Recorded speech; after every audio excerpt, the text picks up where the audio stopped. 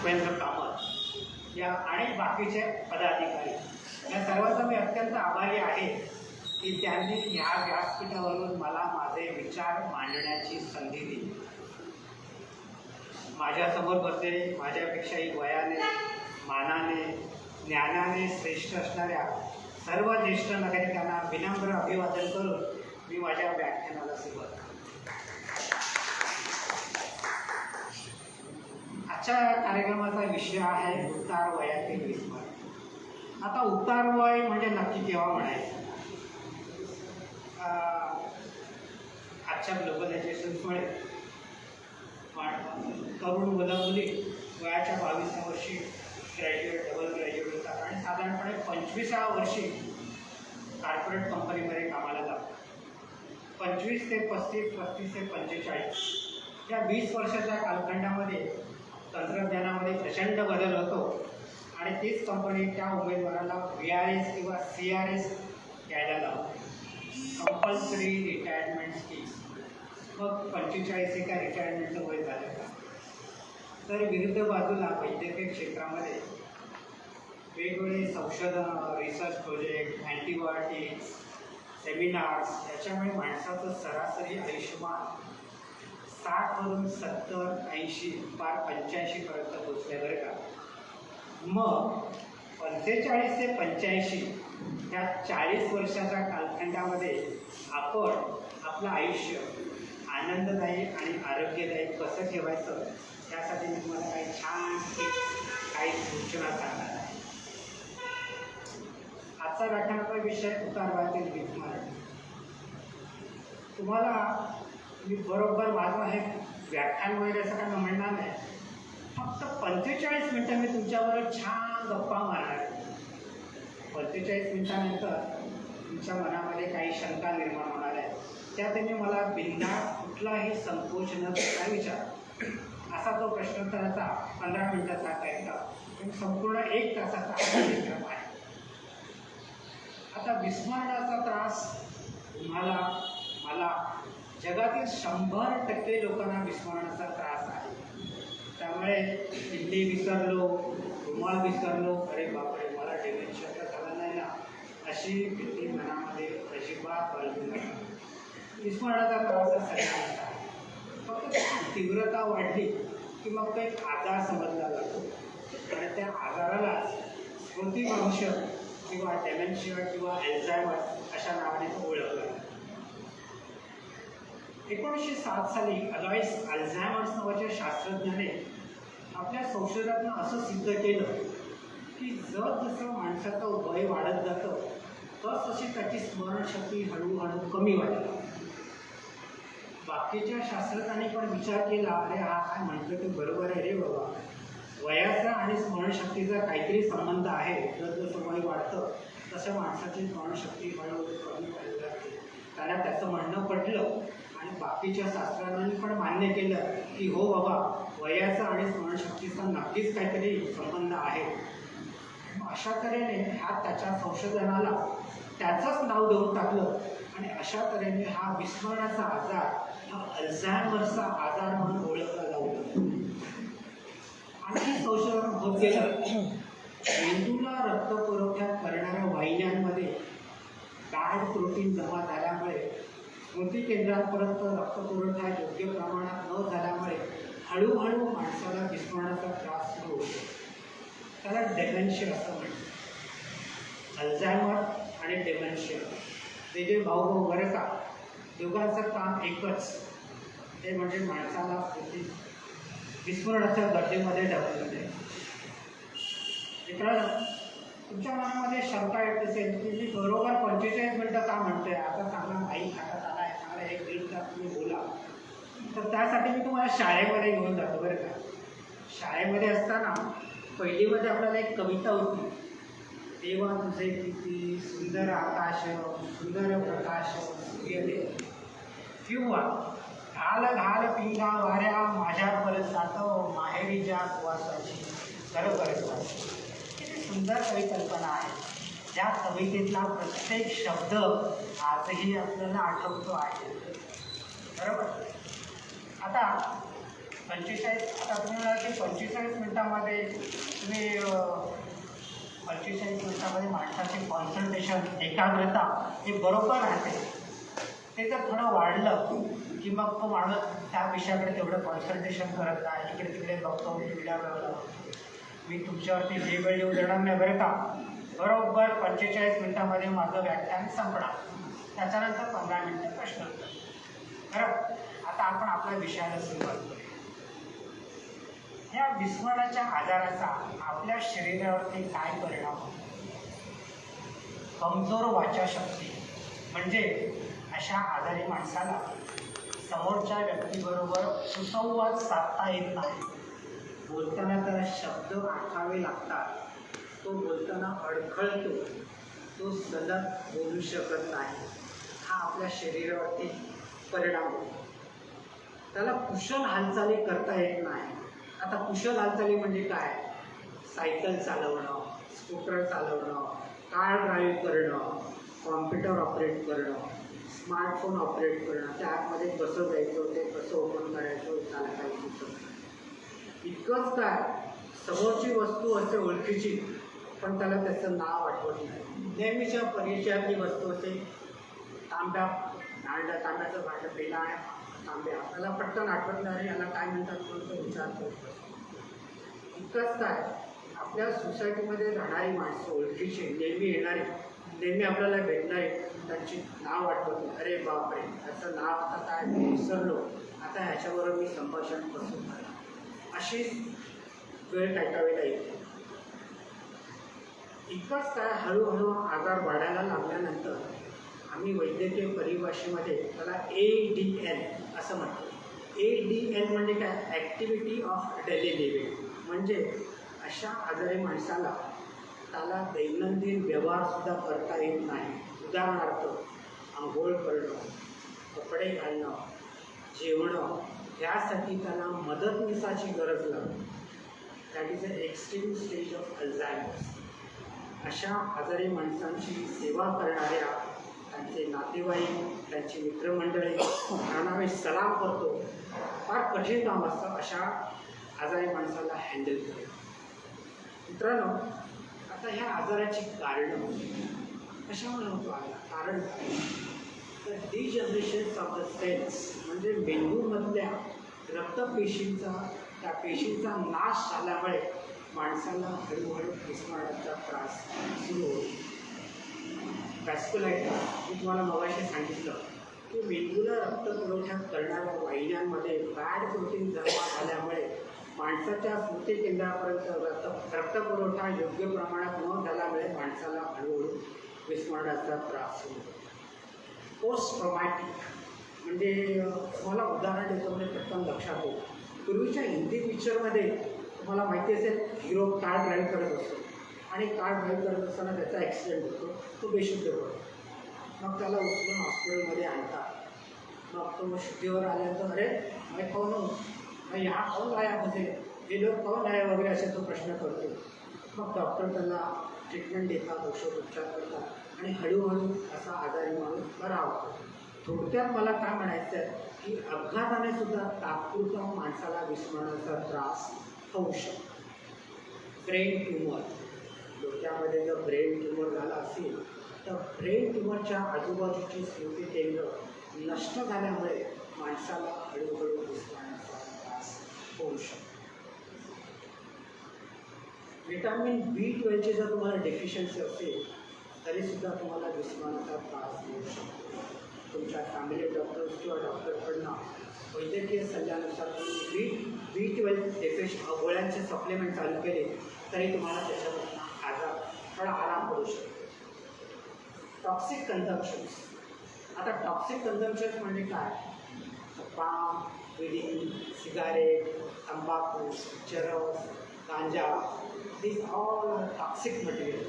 या टॉक्सिक विषारी द्रव्याचं जर तुम्ही नियमित सेवन करत असाल तरीसुद्धा तुम्हाला विस्मरणाचा त्रास होऊ शकतो. ब्लड प्रेशर आणि डायबिटीस, आम्ही तर वैद्यकीय परिभाषेमध्ये त्याला सायलेंट किलर असं म्हणतो. तुमचं ब्लड प्रेशर, तुमचा डायबिटीस वैद्यकीय सल्ल्याने औषध योजना करून कंट्रोलमध्ये ठेवण्याचा प्रयत्न करा. तो जर अनकंट्रोलेबल झाला तरीसुद्धा तुम्हाला विस्मरणाचा त्रास होऊ शकतो. एजिंग फॅक्टर, अल्झायमरने सिद्ध केल्या जसं माणसाचं वय वाढतं तसं त्याची स्मरणशक्ती हळूहळू कमी व्हायला लागते. Lack of healthy diet and mental exercise अतिशय महत्त्वाचा टॉपिक आहे. तो व्याख्यानाच्या उत्तरार्धामध्ये मी तुम्हाला विस्तृतपणे सविस्तरपणे तुम्हाला सांगण्याचा प्रयत्न करतो. तर पाणी पिलं, थोडा घसा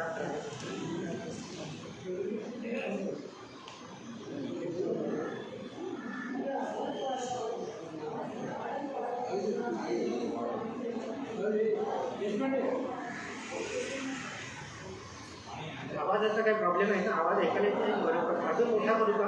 कारण हा माझा नॉर्मल टोन आहे. ह्याच्यापेक्षा जास्त बोलायचं म्हणजे आणखीन कसं मागे ऐकायला येत नाही का? बरोबर थोडा टोन वाढवायचा प्रयत्न.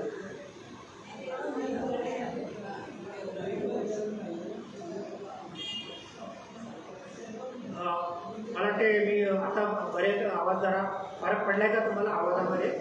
ओके. आता ह्या आजाराची इथे सगळ्यांना ऐकायला येतं ना? बरं, व्हेरी गुड. ठीक आहे. मला वाटतं आता थोडंसं ॲडजस्ट केलेलं आहे मार्क. थोडा पुढे येऊ का? ठीक. थँक्यू. तिकडनं वाढवता येईल आवाज. आता ह्या आजाराची लक्षणं काय ते मी तुम्हाला सांगता येते. Okay, very good. Thank you sir. आता ह्या आजाराची लक्षणं, स्मरणशक्ती कमजोर होते. अल्झायमरने सांगितलं की हळूहळू स्मरणशक्ती डाऊन होते. अशा आजारी माणसाला कुठलाही निर्णय घेता येत नाही. मी घेतलेला निर्णय योग्य की अयोग्य हे तो ठामपणे सांगू शकत नाही. त्यामुळे त्याची निर्णय क्षमतासुद्धा हळूहळू कमी व्हायला लागते. त्याला कुठलाही प्रॉब्लेम सोडवता येत नाही. आता हा प्रॉब्लेम आहे, तो मला सोडवता येईल की नाही येईल हे तो स्वतः खात्रीपूर्वक सांगू शकत नाही की मी हा प्रॉब्लेम सोडवतो की नाही. तो स्वतःचं असं मत बनवू शकत नाही. हे माझं मत आहे, हे योग्य आहे की अयोग्य आहे हे पण तो ठामपणे सांगू शकत नाही. त्याची संघटित कार्य करण्याची क्षमतासुद्धा कमी होते. उदाहरणार्थ आजचा कार्यक्रम, कामत साहेबांनी माझी अपॉइंटमेंट घेतली, डेट फिक्स केली. चित्रे मॅडमनी मला फोनवरनी माझी अपॉइंटमेंट कन्फर्म केली, वेळ केली. देशपांडे साहेबांनी लगेच माईकचं ते सेटिंग बेटिंग केलं. तर असे हे संघटित कार्य आहे. तर असा आजारी माणूस हळूहळू त्या संघटित कार्यापासून लांब पळण्याचा प्रयत्न नाही. आम्हाला काय जमणार नाही, की काय ते तुम्ही काय ते करा, मी आपलं लांब कोपऱ्यात जाऊन बसतो आणि बघतो. तर त्याची संघटित कार्य करण्याची क्षमता हळूहळू कमी व्हायला लागते. इतकंच काय, आपण मार्केटमध्ये जातो. मार्केटमध्ये गेल्यानंतर दुकानदाराला आपण किती पैसे दिले आणि किती सुटे पैसे परत आपल्याला यायला पाहिजे याचा हिशोबाचा ताळमेळसुद्धा आपल्याला त्या आजारी माणसाला घालता येत नाही. रस्ता क्रॉस करताना वाहनांचा वेग आणि तुमचा रस्ता क्रॉस करण्याचा वेग याचा ताळमेळ न साधता आल्यामुळे असा आजारी माणूस रस्त्याच्या एका कडेला पळत राहतो. त्याचा रस्ता क्रॉस करायचं त्याला डेअरिंग होत नाही. तो विना होतो, अरे मला काय झालं आहे, काय मला असं का होतं आहे, माझा कॉन्फिडन्स का लूज होतो आहे. आणि असा आजारी माणूस हळूहळू औदासिन्याच्या दिशेने वाटचाल करायला लागतो. तर मित्रांनो, ही आपल्या शरीरावरती होणारी लक्षणं आहे. आता तुम्ही म्हणाल की हा माणूस या विषयावरती एवढं अधिकारवाणीने कसं बोलू शकतो. आता कामत साहेबांनी माझी ओळख करून देताना सांगितलं की मी बृहन्मुंबई महानगरपालिकेच्या नायर रुग्णालयामध्ये गेले 33 वर्ष प्रयोगशाळेमध्ये काम करत होतो. आणि त्या हॉस्पिटलला अटॅच असं मेडिकल कॉलेज आहे. त्याचं नाव आहे टोपीवाला नॅशनल मेडिकल कॉलेज. आता मेडिकल कॉलेज असल्यामुळे तिथे बरेचसे शोध प्रकल्प, सायंटिफिक सेशन, सेमिनार असे सतत चालत असायचे. परमेश्वराच्या कृपेने बरेचसे मी राष्ट्रीय आंतरराष्ट्रीय शोध प्रकल्पावरती काम केले. आणि असे आंतरराष्ट्रीय शोध प्रकल्पावरती काम करण्याची संधी मला मिळाली. आणि त्या शोध प्रकल्पाचं नाव होतं वयोमानानुसार होणारा विस्मरणाचा आजार. इंग्लिशमध्ये त्याला एज रिलेटेड डेमेन्शिया असं म्हणतात. त्या प्रोजेक्टवरती काम करताना मला जो काही अनुभव आला तो अनुभव ऐकल्यानंतर सेमिनार, मीटिंग, कॉन्फरन्स काम करताना जो अनुभव, तुम्ही म्हटलं हा अनुभव आपल्या ज्येष्ठ नागरिक संघटना आपल्याला सांगायलाच पाहिजे. हे मी गेल्या 20 वर्षापूर्वी ठरवलं होतं आणि रिटायर्ड झाल्याबरोबर मी हा विस्मरणाचा कार्यक्रम हातात घेतला आणि गेली 13 वर्ष हा कार्यक्रम सतत चालू आहे. लोक मला आपुलकीने प्रेमाने त्यामुळे लोक लक्ष देऊन ऐकतात आणि मनातल्या शंका मला नंतर विचारतात. त्यांचा त्या विषयाकडे जास्तीत जास्त ज्ञान मिळवायचा जो प्रयत्न करतात तो बघून मला आनंद वाटतो. अरे वा, माझा ज्येष्ठ नागरिक किती सावध आहे, किती अलर्ट आहे, हा आजाराची कारणं काय वगैरे तो स्वतः अनालाइज करण्याचा प्रयत्न करतो. खूप छान वाटतं. तर ह्या विषयाची तुम्हाला शास्त्रीय माहिती सांगायला गेले ना तर कंटाळा होईल, तरी पण मी तुम्हाला थोडक्यामध्ये सांगतो. तुम्हाला माहिती आहे ह्या शोध प्रकारावरती काम करताना मी नायर, KGM आणि सायर हे 3 बृहन्मुंबई महानगरपालिकेची रुग्णालय आहे. ही सगळे गिरण गावातली घेतली मध्ये हॉस्पिटल्स होती. आमच्या संशोधनामध्ये आम्हाला ह्या गिरण गावातले पेशंट जास्त मिळाले आणि तुम्हाला माहिती आहे मिल वर्कर जे असतात ना त्यांना मेकॅनिकली काम करायची सवय असते, डोक्याचा वापर कमी करायचे. त्यामुळे आमच्या संशोधनामध्ये निष्कर्ष असा की जर तुमचा मेंदू तुम्ही सक्रिय ठेवला नाही तरी तुम्हाला डेमेन्शिया आजाराचा होण्याची शक्यता असतात. आयर आणि सायर हॉस्पिटलमध्ये आम्हाला बरेचसे डेमेन्शिया आजार होते. आम्ही काय करायचो की वयाची 60 उलटून गेलेले पण मृत पडलेल्या अशा नातेवर मृत रुग्णांचे मेंदू काढून दिले. अर्थात एक ऑफिशियल बरं का, म्हणजे त्या आजाराने मृत पावलेल्या माणसाच्या नातेवाईकांची परमिशन घेऊन कन्सेंट फॉर्मवरती त्याची सही घेऊन तुमच्या मृत नातेवाईकांचा मेंदू आम्हाला संशोधन कार्यासाठी पाहिजे आहे तर तुम्ही कृपया द्याल का. मला सांगायला अभिमान वाटतो. त्याची नातेवाईक म्हणायची नाही तुम्ही संशोधन करा, हा विस्मरणाचा त्रास काय त्याच्यावरती काहीतरी उपाययोजना तुम्ही शोधून काढा. आणि अशा तऱ्हेने 3 ते 3.5 मेंदू आम्ही ह्या रिसर्च पिरियडमध्ये स्टडी केला. हा रिसर्च करताना आम्ही काय करायचो, मेंदू काढून घेतल्यानंतर आम्ही फॉर्मॅलिन नावाच्या द्रव्यामध्ये आम्ही तो टाकायचो आणि त्या 8 दिवस त्याच्यामध्ये ठेवायचा. म्हणजे तो मेंदू उसळ नाही, सडत नाही, तो तशाच्या तसा ताजा. 8 दिवसानंतर त्याचे वेगवेगळ्या भागातला सेक्शन्स घेऊन आम्ही ते सेक्शन्स ऑटोटायटिक नावाच्या मशीनमध्ये आम्ही ते प्रोसेस करायचो. अल्कोहोल, झायलिन, पॅराफिन आणि असे छोटे छोटे पॅराफिनचे ब्लॉक्स आम्ही बनवायचो आणि ते पॅराफिनचे ब्लॉक आम्ही मायक्रोटॉम नावाच्या मशीनवरती कट करायचो. त्या मशीनमध्ये तुम्हाला 3 पातळ ब्रेनचे पातळ सेक्शन्स कापता येतात. म्हणजे किती 2 ते 3 मायक्रॉन. तर मायक्रॉन म्हणजे तुम्हाला माहिती आहे का, 1 मिलीमीटरचं हे जर 100 भाग केले तर त्यातला दुसरा किंवा तिसरा म्हणजे एवढे पातळ सेक्शन्स आम्ही काढायचो मशीनवरती कट करून ते केमिकलने रंगवायचो आणि त्याच्यावरती कवर स्लिप टाकून मायक्रोस्कोपमध्ये आम्ही अभ्यास करायचो की मेंदूच्या कुठल्या भागामध्ये कुठल्या एरियामध्ये ते टँगल ब्लॉकेजेस आहेत ब्रेनमधले ते आम्ही अभ्यास करायचो.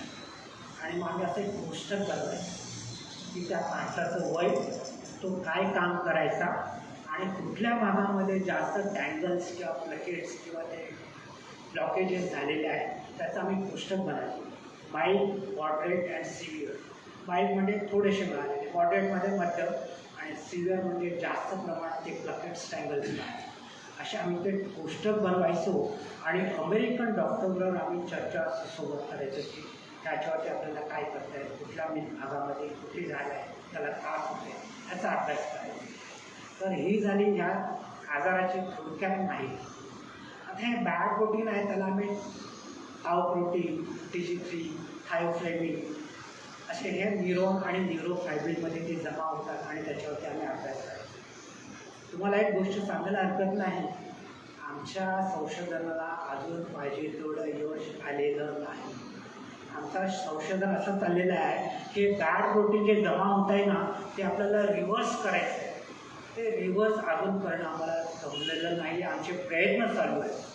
तुम्हाला बाजारामध्ये किंवा मार्केटमध्ये कोण म्हणत असेल हे औषध घ्या, त्या औषधाने तुमचा विस्मरणाचा त्रास बरा होईल, तर तो चक्क थापा मारतो. अजूनही मेडिकल काउन्सिलने कुठल्याही औषधाला मान्यता दिलेली नाही. त्यामुळे अशा मोठ्या भूलथापांना हळून तुम्ही ते औषध खरेदी करण्याचा प्रयत्न करू नका. त्याचा काहीही फायदा होणार नाही.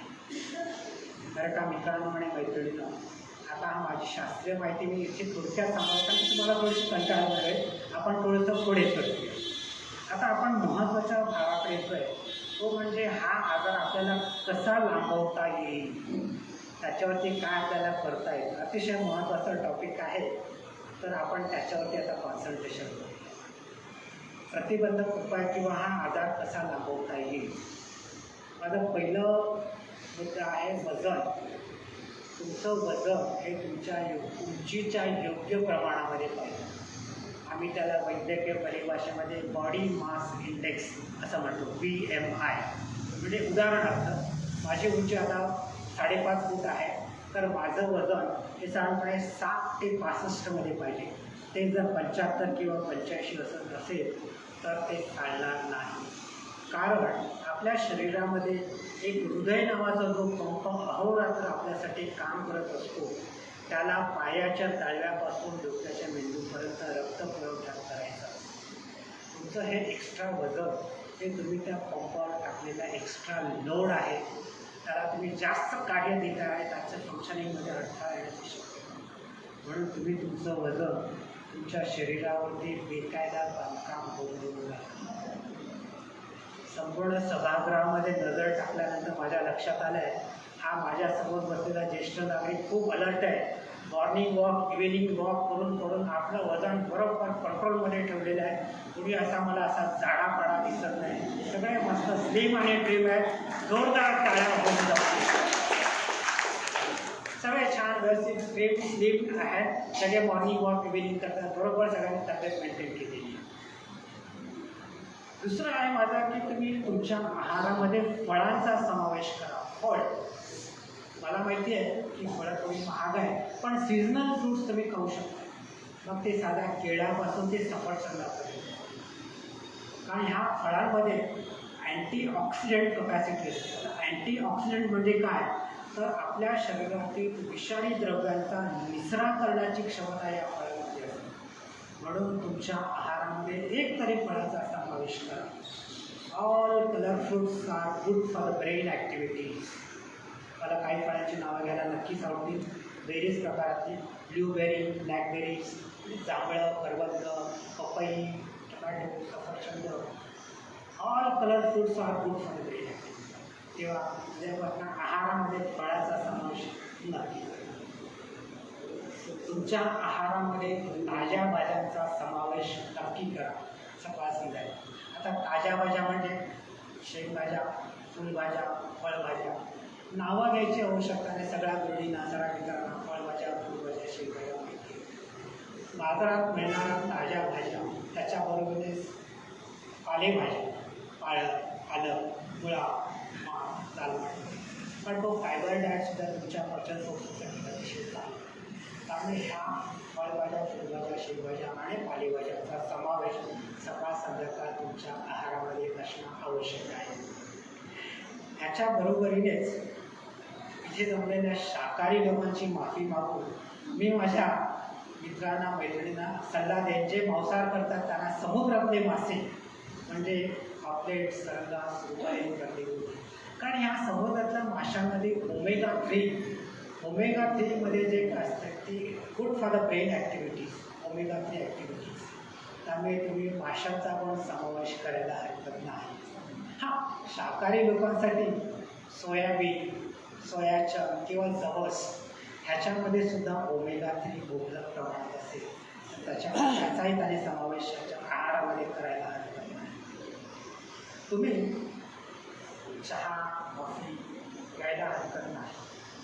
आता आजकाल मार्केटमध्ये black tea, herbal tea, green tea सगळे प्रकार मस्त की चहा, कॉफी बरं ना तेवढी चांगली आहे तर मेंदू ताजा तवाना आपण तरतरीत घ्यायला त्याच्या बरोबरीने इथे जमलेल्या माझ्या मित्रांना मी असा सल्ला देत अर्थात पहिल्या वर्गाची माफी मागून की तुम्ही आठवड्यातनं एखाद दुसरा रेड वाईनचा पेट घ्यायला हरकत नाही.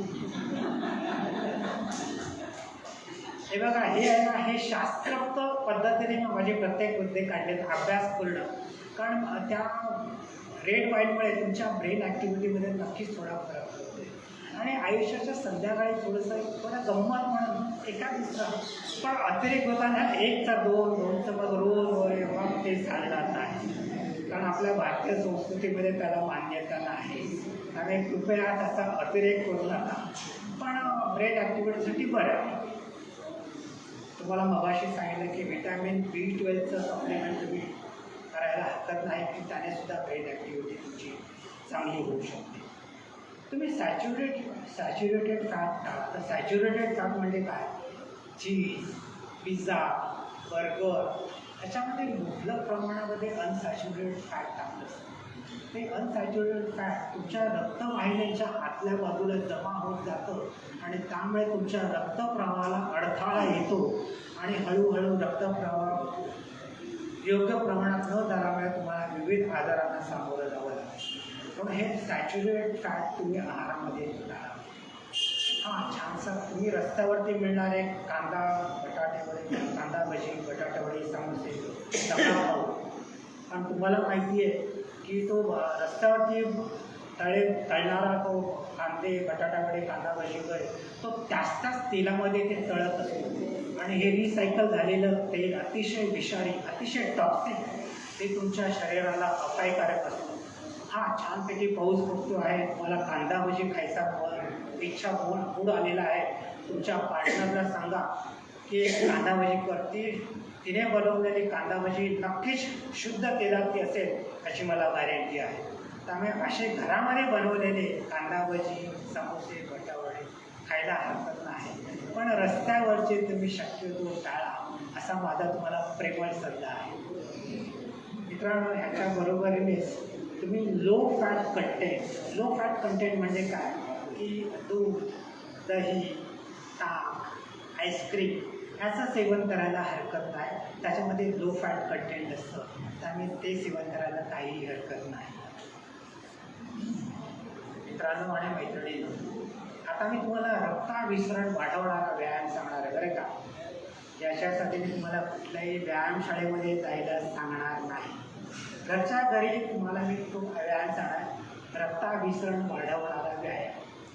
आता पहिल्यामुळे तुम्ही ते सगळे करतातच मला माहिती आहे मॉर्निंग वॉक आणि इव्हिनिंग वॉक अर्धा तास तुम्ही फिरला की संपूर्ण रक्ताभिसरण योग्य प्रमाणामध्ये होऊन तुमचा रक्ताभिसरणाचा व्यायाम होणार. तुम्हाला जर स्विमिंग येत असेल वेल अँड गुड कारण स्विमिंगने सुद्धा तुमच्या संपूर्ण शरीराला व्यायाम आहे. पण स्विमिंग पूलपर्यंत जा वॉशिंग बदला चेंज करा त्याच्यापेक्षा चालण्यासारखा साधा सोपा व्यायाम एकदम सोपा तुम्ही आरामात करू शकता. तुम्हाला माहिती आहे शाळेमध्ये असताना आपण PT एक्सरसाइज करतो.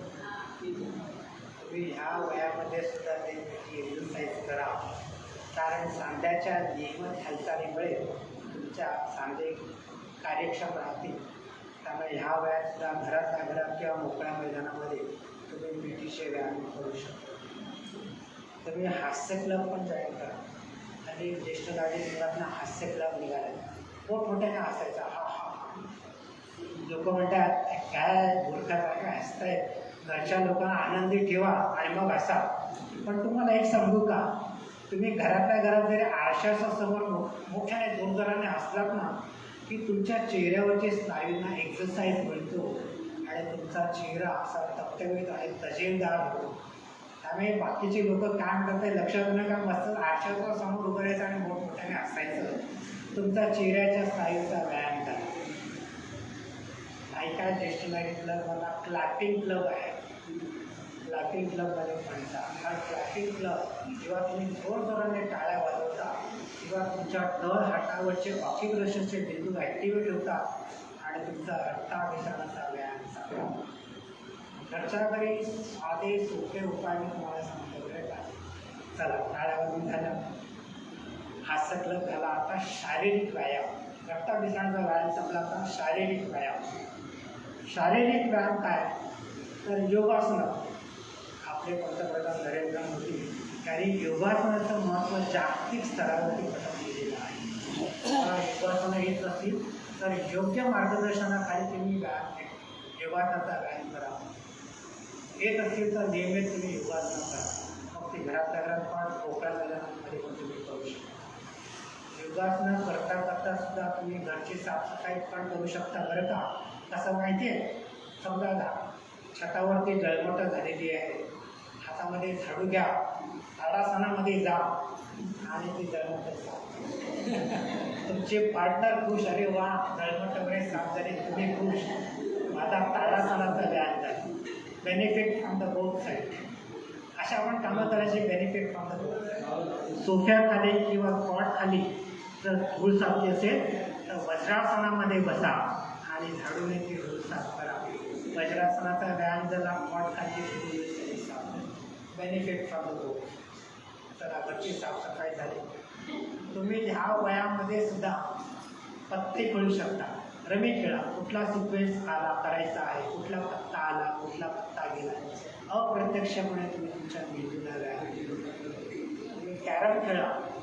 स्ट्रायकर, सोंगटी आणि पॉकेट तिघांचा ताळमेळ साधून बरोबर सोंगटी पॉकेटमध्ये कशी ढकलायची ह्याचे विचार तुमच्या डोक्यामध्ये सुरू होतात. आपले मेंटल एक्सरसाइज. चेस, बुद्धिबळ. राजे राजवाडे महाराजांना चेस खेळायचे. समोरच्या शत्रू पक्षाचे सैन्य मला कसं कापायचं आहे, राजाला कसं कोंडीत पकडायचं आहे, हे विचार तुमच्या डोक्यामध्ये. त्यामुळे अशा प्रकारचे बुद्धिबळ, कॅरम असते हे बैठे खेळ सुद्धा तुम्ही खेळ करून घरातल्या घरात बौद्धिक कसरत किंवा मेंदूला चालना देऊ शकता. संपूर्ण दिवसभर तुम्ही बिझी राहिलात ना, कार्यक्षम राहिला की संध्याकाळी रात्री पडल्या तुम्हाला झोप येणार. कमीत कमी 8 तास झोप अतिशय आवश्यक आहे. कारण 8 तासामध्ये मेंदू पूर्ण ताजा तवाना होऊन दुसऱ्या दिवशीच्या दैनंदिन कामासाठी तो सक्रियपणे तुम्हाला साथ देणार. त्यामुळे कमीत कमी 8 तास झोप अतिशय आवश्यक आहे. तुम्ही ह्या वयामध्ये सुद्धा नवीन नवीन भाषा शिकू शकता.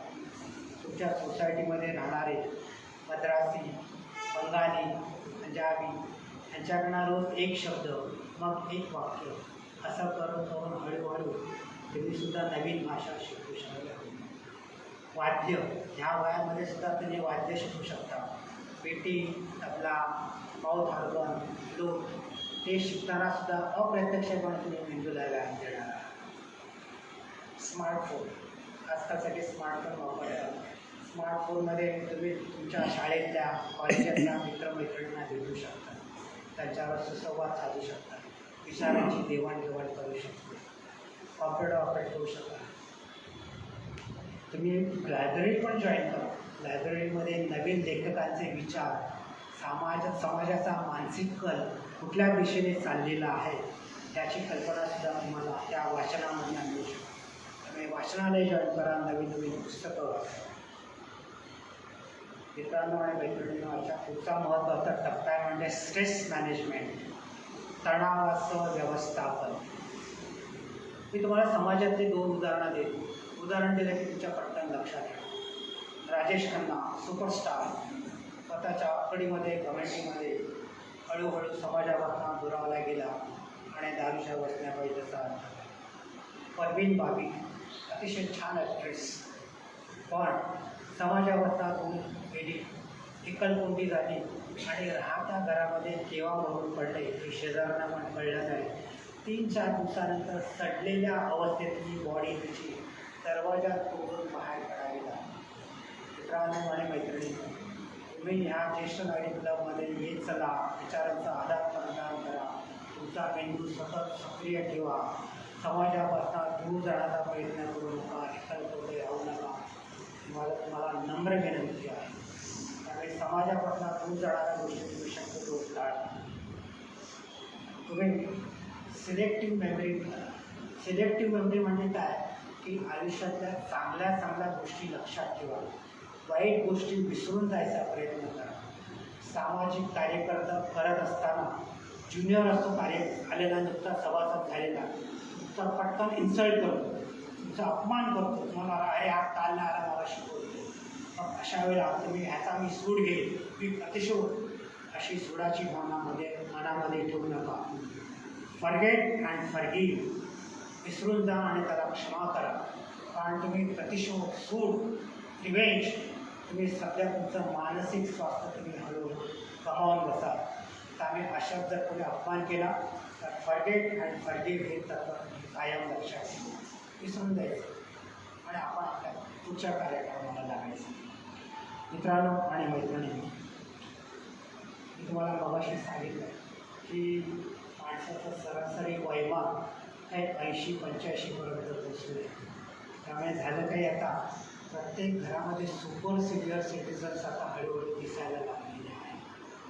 म्हणजे या सुपर सिनियर सिटीजनची काळजी कशी घ्यायची हा एक मोठा महत्त्वाचा विषय आहे.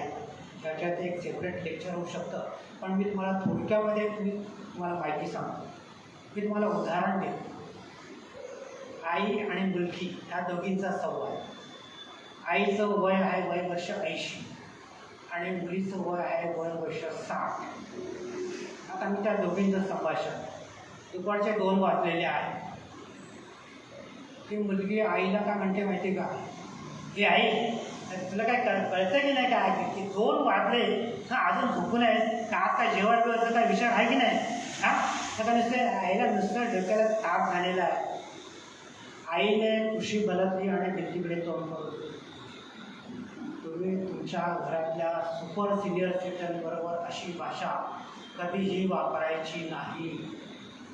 तुम्ही आईकडे जा, आईचा हात हातात घ्या, तिच्या डोळ्याकडे हसऱ्या चेहऱ्याने आणि सौम्य मृदू आवाजामध्ये आता आहे 2 वाजले चल उठ बरं, मी जेवण गरम करते, ऊन 2 घास खा, तुला बरं वाटेल बरं, चल मी तुला उठायला मदत करते.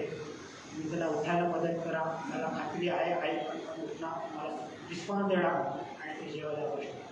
त्यामुळे ज्येष्ठ नागरिकांबरोबर सुपर सिनियर सिटीजनबरोबर तुम्ही प्रेमाने, आपुलकीने आणि सौम्य शब्दामध्येच बोलायला पाहिजे. तुमच्या आईला तुमच्या पैशामध्ये किंवा तुमच्या प्रॉपर्टीमध्ये काहीही इंटरेस्ट नाही. तिला हवे आहेत फक्त प्रेमाचे 2 शब्द. ते 2 शब्दसुद्धा तिला ते पुरेसे आहेत, ते देण्याचा प्रयत्न करा. आणि सुपर सिनियर सिटीजनबरोबर बोलताना छोटी छोटी वाक्य बोला. जर तिला कळलं नाही तर तीच वाक्य पुन्हा रिपीट करा. त्यांच्याबरोबर बोलताना हसतमुख चेहऱ्याने आणि सौम्य आवाजामध्ये बोला. तिला कळलं नाही परत ते वाक्य रिपीट करा. त्यांना आजची आवडीची पुस्तकं वाचून दाखवा. जुने अल्बम त्यांना वाचून बघायला लावा की जेणेकरून त्यांचा मेंदू ॲक्टिव्ह होईल. त्यांना चित्र रंगवायला सांगा, रांगोळीमध्ये रंग भरायला शिकवा किंवा कपड्यांच्या घडी घालणं अशी छोटी छोटी हलकी कामं त्यांना करायला सांगा की जेणेकरून त्यांचा ब्रेन ॲक्टिव्ह आहे. त्यांना छोट्या छोट्या रेसिपी पण करायला सांगा, आमलेट करायला सांगा, तुम्ही बाजूला उभे राहा म्हणजे जेणेकरून तिचा ब्रेन ॲक्टिव्ह आहे. त्यामुळे ह्या अशा छोट्या छोट्या टिप्स तुम्ही ज्येष्ठ सुपर सिनियर सिटीजनबरोबर वापरा असा माझा तुम्हाला विनंती आहे. त्यांना कधीही कडक शब्दामध्ये किंवा क्रिटिसाइज करू नये. मित्रांनो, मी हे माझा विषय थोडक्यात आवडतो आणि विषयाच्या पुढच्या भागात करू. तुम्हाला आता मी बौद्धिक कसरत कशी करायची त्याच्याबद्दल तुम्हाला माहिती आहे. मी तुम्हाला एक दैनंदिनी आखून देतो. तुम्ही सकाळी उठल्यानंतर तुम्ही ब्रश करता, बरोबर. नेहमी तुम्ही उजव्या हाताने ब्रश करता. उद्यापासून तुम्ही डाव्या हाताने ब्रश करता. तुमच्यापैकी किती लोकांना माहिती आहे मला माहीत नाही, राईट हँड थेअरी आणि लेफ्ट हँड थेअरी. जेव्हा तुम्ही उजव्या हाताने कुठलंही काम करता तेव्हा तुमच्या डाव्या बाजूचे स्मृती केंद्र ॲक्टिवेट होतात. मग तिथे कुठले असतात, लँग्वेज, मॅथमॅटिक्स, लॉजिक. जेव्हा तुम्ही डाव्या हाताने काम करता तेव्हा तुमची उजव्या बाजूची स्मृती केंद्र ॲक्टिवेट होतात. तर तिथे कुठले केंद्र असतात तर क्रिएटिव्हिटी, सेन्सिटिव्हिटी. जेव्हा तुम्ही दोन्ही हाताचा वापर करता तेव्हा तुमच्या मेंदूची सगळी स्मृती केंद्र ॲक्टिवेट होतात आणि तुम्ही आयुष्यातला दैनंदिन जीवनातल्या छोट्या छोट्या गोष्टींपासून आपण आनंद घेऊ शकतो. माझ्या मैत्रिणींना माझा प्रेमळ सल्ला आहे, तुम्ही घरी झाडू काढताना जर उजव्या हाताने काढत असाल तर डाव्या हाताने पण काढण्याचा सराव करा. तुम्ही उजव्या हाताने ओटा पुसत असाल स्वयंपाकघराचा तर डाव्या हाताने पण ओटा पुसण्याचा प्रयत्न करा. तुम्ही दोन्ही हाताचा वापर केला तुमच्या मेंदूची सगळी कृती केंद्र ॲक्टिव्हेट आहे. मित्रांनो, चला तुमचा ब्रश करून झाला, चहाचा कप तुम्ही नेहमी उजव्या हाताने पिता, उद्यापासून डाव्या हाताने प्यायचा प्रयत्न करा. सुरुवातीला कठीण जाईल पण सरावाने तुम्ही सुद्धा सराईतपणे डाव्या हाताने चहा पिऊ शकता. त्यामुळे उद्यापासून डाव्या हाताने चहा पिण्याचा प्रयत्न करा. चला, चहा पिऊन झाली, वर्तमानपत्र आले. आता तुम्ही म्हणाल वर्तमानपत्र, मी तर रिटायर्ड झाले, मला पेपर वाचून काय करायचं. त्याच्यापेक्षा मी आपल्याला झोपून राहतो. तुम्ही झोपून राहिला तर तुम्ही अल्झायमर डिमेन्शियाची शिकार. Try to make yourself update. तुम्ही स्वतःला अपडेट ठेवण्याचा प्रयत्न करा. रोजचा रोज पेपर वाचलाच पाहिजे. जगात, भारतात, महाराष्ट्रात, मुंबईत काय काय घडामोडी होतात हे तुम्हाला कळलं पाहिजे. पेपर वाचून संपल्यानंतर पेपरच्या शेवटच्या पानावरती शब्दकोडं किंवा सुडुकू असतो. ते शब्दकोडं तुम्ही सोडवण्याचा प्रयत्न करा. तो सुद्धा तुम्ही मेंदूला दिलेला व्यायाम आहे. मी असं म्हणणार नाही की 100% सोडवा. तुम्ही 20% जरी सोडवलं तरी 20% सोडवताना तुम्ही ते पर्यायी शब्द आठवण्याचा प्रयत्न करत होता. तो सुद्धा बुद्धीला मेंदूला दिलेला व्यायाम आहे. त्यामुळे अशी शब्दकोडं तुम्ही नक्की सोडवा. तुम्ही गणितात हुशार आहात, तो सुडुकू सोडवा. सुडुकूमध्ये पण मेंटल एक्सरसाइज होऊ शकते. पेपर वाचून संपला बरं का. आता तुमची पार्टनर म्हणते, अहो काय करताय, जरा खाली जाऊन भाजी घेऊन या ना. मी काय करता, कपड्याची एक पिशवी घेता आणि तुम्ही भाजी आणायला बाहेर पडा. आपल्या सोसायटीमध्ये विविध भाषेचे विविध प्रांतीय लोक राहतात. आपण बोलताना कसं बोलतो माहिती आहे का, मला ना तो दुसऱ्या पदाचा जाडा मद्राशी दिसला होता, किंवा मला तो पहिल्या पदाचा तो जाडा गुजराती तो भेटला. लोकांना असं टोपण नावाने कधीही संबोधलं नका. Try to remember the people with the name. मला ते दुसऱ्या पदाचे मिस्टर अय्यर भेटले होते, किंवा मला पहिल्या पदाचे मिस्टर शहा भेटले होते. So please try to remember the people with the name. चला, सोसायटीमधला तुम्ही बाहेर गेलात, समोर तुमच्याकडे भाजीवाले बसलेले असतात. तुम्ही त्या भाजीवाला भैयाकडे गेल्यानंतर, क्यों राम लखन कैसे हो, क्या सब्जी लाया.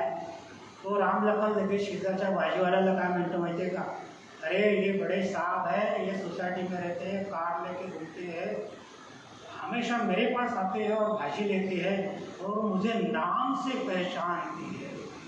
राम लखनला कौतुक काय की हे एवढे मोठे साहेब मला नावाने ओळखतात. आइए आइए साहब, आपको हमेशा मेरे पास भाजी लेते हैं, ये धुला है, पालक है, लाल माठ है, ये 20 रुपये का एक जोड़े, लेकिन आपको 10 रुपये, 10 रुपये तुमचा फायदा.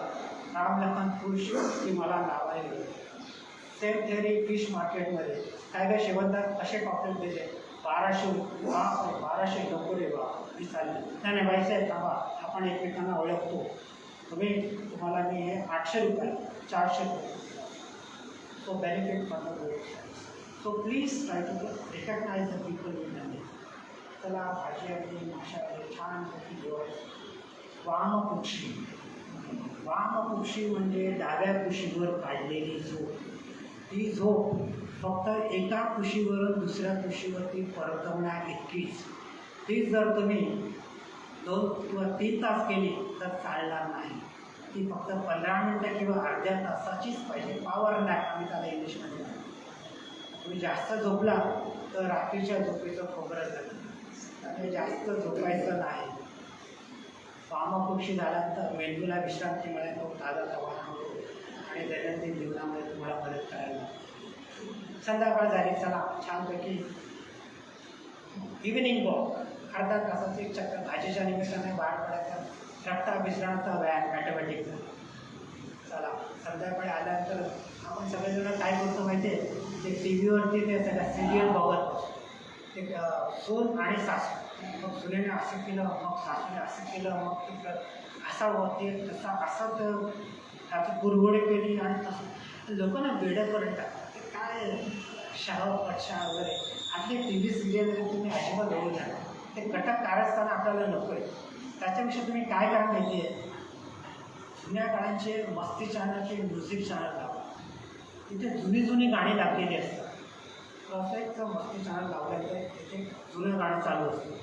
ब्लॅक अँड व्हाईट स्क्रीनवरती एक छानशी नाजूकशी सुंदरशी अशी ती हिरोईन नाचत नाचत स्क्रीनवरती येते आणि ती गाणं म्हणते, जाने क्या तुमने कही, जाने क्या मैंने सुनी, बातें कुछ वही गई, जाने क्या तुमने कही.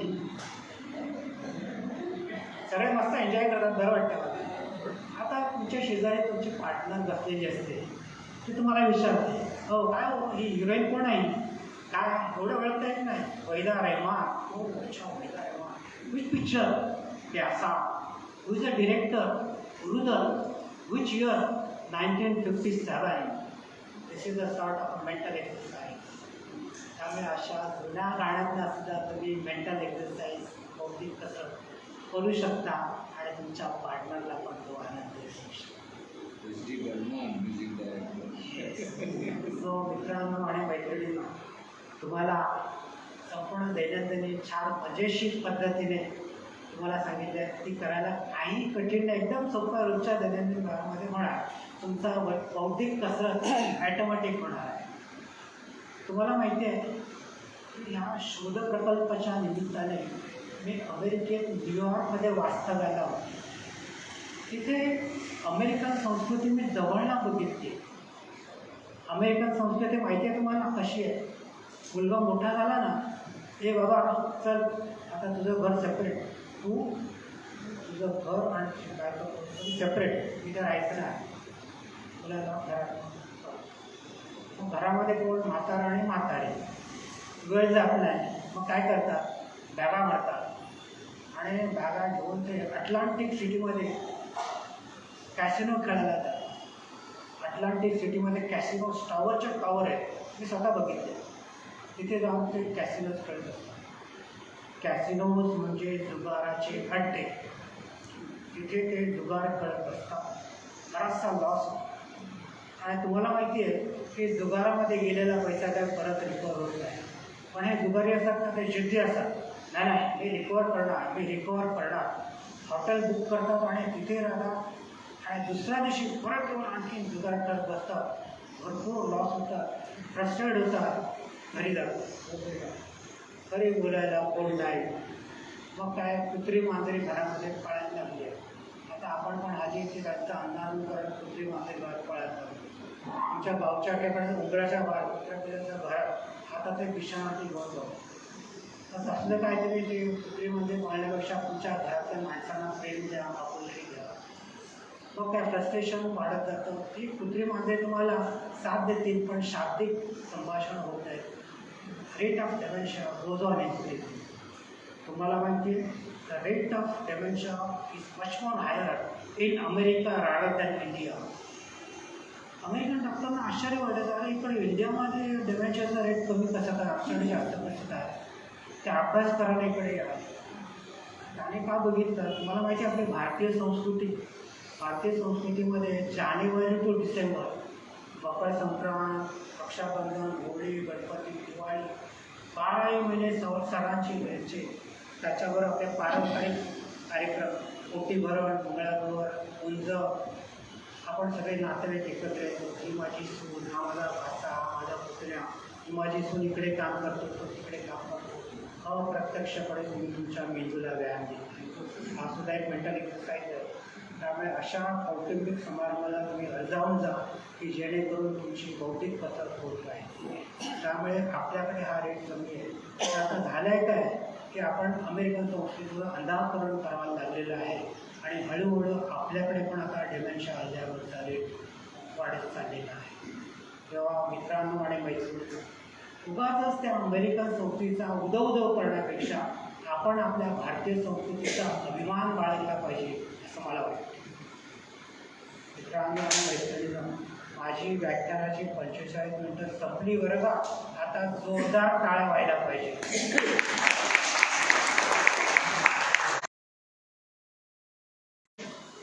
मला विचारतं, विस्मरण कुठच्या वयात सुरू होतं असा का नियम आहे का? नाही, असा काहीही नियम नाही. उलट मला तर सांगायला तर वाईट वाटते की आजकालची जी तरुण मुलं कॉर्पोरेट वर्ल्डमध्ये कामं करत आहेत, त्यांना टार्गेट देतात, टार्गेट अचीव करायचं आहे, रात्रंदिवस ते गाढवासाठी राबत असतात. स्ट्रेस, या स्ट्रेसमुळे सुद्धा मला विस्मरणाचा त्रास होऊ शकतो. त्यामुळे हा विस्मरणाचा त्रास हळूहळू तरुण वर्गामध्ये सुद्धा दिसायला लागलेला आहे. माझी तर इच्छा आहे की तरुण मुलांनी इथे येऊन जर व्याख्यान ऐकलं तर त्यांना बरेचसे काहीतरी उपाययोजना काही सांगू. त्यामुळे विस्मरणाला असा ठराविक वय असं काही नाही. कुठल्याही वयामध्ये विस्मरणाचा त्रास होऊ शकतो. दुसरं मला एक म्हणायचं, एक वेळेला मला एका डॉक्टरांनी सांगितलं सलग घेत राहणार ना. एक दिवसागे 3 महिने झाले एकदा आणि परत 1 महिन्याने. बरोबर आहे. हे योग्य आहे.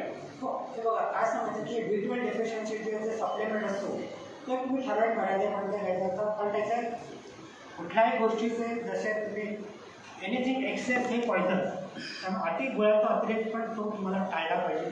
त्याच्यासाठी तुम्ही डॉक्टरांचं योग्य मार्गदर्शन घ्या की बाबा आम्ही तुम्ही किती 1 महिनाभर घेऊ, मध्ये किती गॅप घेऊ, हे डॉक्टरी सल्ल्याने तुम्ही त्याचं सेवन करा. असं मी मगाशी पण म्हणाला की डॉक्टरी सल्ल्याने तुम्ही व्हिटॅमिन B12ची सप्लिमेंट घेऊ शकता. Yes please. Yes sir. मी सुरुवातीला सांगितलं की आपला मेंदू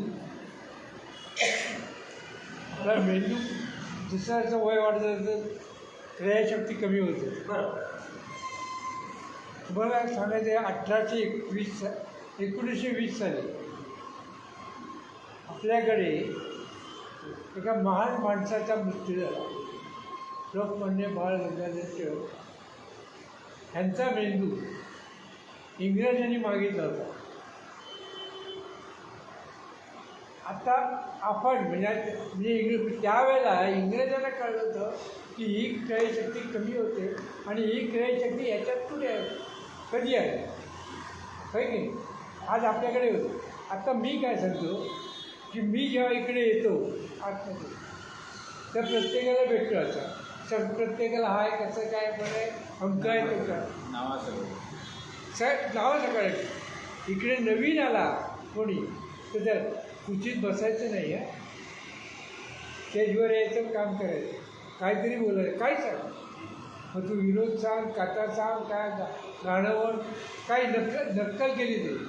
कारण आता आपलं वय असं आहे, तुम्ही विष्णूचं वय आजवर कधी होतो की जेव्हा तुमचा कॉन्टॅक्ट तुटतात, असं माझं स्वतःच आहे की आपण गोताळ्यापासून लांब झालो की आपल्याला या गोष्टी सुरुवात होती. या गोष्टी सुरुवात होतो तर तुम्ही गोताळ आपल्या माणसापासून दूर. जेव्हा आपण मित्रमैत्रिणी म्हणतो तर बोलावा, गप्पा मारा, काही कोणताही विषय काय कोणत्याही विषय होते तुम्ही गप्पा मारा. हाय दुसरं तुम्ही नाही खेळायचं बरोबर आहे, पण कॉन्सन्ट्रेशन करताना तुम्हाला त्याच चौकीवर त्या पत्त्यावर इतका विचार करायला लागतो की तो विचार तुमच्या इकडे चालू बरोबर. तिसरं तुम्ही सांग म्हणजे आज जसं बुद्धिबळ बऱ्याचशा लोकांनी खेळलं की नाही मला माहिती नाही, पण मी खेळलो आणि भाग पण घेतलेला आहे ऑल इंडिया बॉम्बे याच्यामध्ये. पण मला सांगायचं बुद्धिबळ खेळताना सुद्धा तुम्ही जास्त विचार करता आणि जास्त विचार केल्यामुळे आपली क्रयशक्ती वाढते. तसं वाचन करताना सुद्धा तुमची क्रयशक्ती वाढते. टी व्ही बघताना आपण एक धारावाहिक होतं ते मला पण पडायचं, त्यापेक्षा इतर गोष्टी आहेत, डिस्कवरी आहे, सायन्स आहे, काय नवीन तुमचे जिओजॉग्रफी वगैरे याच्यावरती वेगळे आहे ते बघा, तुमची क्रयशक्ती वाढते. म्हणजे तुम्ही विस्मृतीला जात नाही किंवा नावाने आत मारा. आतमध्ये अरे कसं आहे ते अरे काय बरेच काय भेटलं नाही वचन पण काय करतात हे बरोबर आहे की काय कसे आणि आम्ही ते विचारतो की रिटायर झालं आता मला काय करायचं आहे झालं खूप काम केलं आता मग आराम करतो आणि तिकडे माणूस कमी पडला की या सगळ्या गोष्टी चालू होतं असं नाही. तुम्ही माझ्या व्याख्यानाचा सारांश अगदी बरोबर सांगितलेलं सगळ्या मुद्दे तुम्ही लक्षात ठेवून मला काय मी इकडे तर असंच करतो आता तुमचं हे भाषण होते मला पण माझी रोजची एंट्री आतमध्ये आली की प्रत्येकाला भेटायचं प्रत्येकाला जायचं बोलायचं गप्पा मारायच्या त्याच्या दोन एक म्हणजे आपण त्या बोलतो तोही बोलतो आपली पण चालू होते हसतो तो पण हसतो म्हणजे वेगळं वेगळं याच्यात आत्ता मी मध्ये बोलिलं काय कुठे फिरायला गेली होतीस म्हणजे फिरायला जा हे करा एक का पाठीमागे काय तू कुठे गेलीस तर मला काय करायचं आहे